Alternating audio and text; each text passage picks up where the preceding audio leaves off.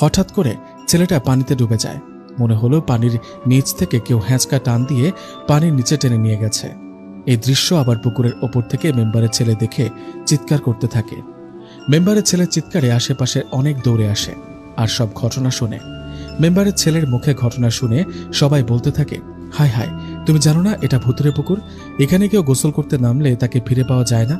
সবার কথায় মেম্বারের ছেলে বলে, আমি তো ওকে অনেকবার মানা করেছি, কিন্তু ও তো আমার কোনো কথাই শুনল না। এদিকে আস্তে আস্তে ব্যাপারটা পুরো গ্রামে ছড়িয়ে পড়ে। মেম্বার সাহেবের কানেও খবরটা যায়। মেম্বার এই খবর শোনার সাথে সাথে সেই পুকুর পাড়ে এসে উপস্থিত হন। ব্যাপারটা কেমন হয়ে গেল? শহর থেকে একটা ছেলে ঘুরতে আসছে, এখন সেই ছেলেকে যদি খুঁজে না পাওয়া যায় তাহলে তার মা বাবাকে কি জবাব দেব?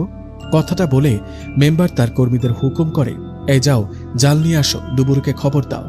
মেম্বার সাহেবের এমন কথায় গ্রামের অনেকে মেম্বার সাহেবকে বলেন, মেম্বার সাহেব, ডুবুরি ডেকে কোনো লাভ নেই।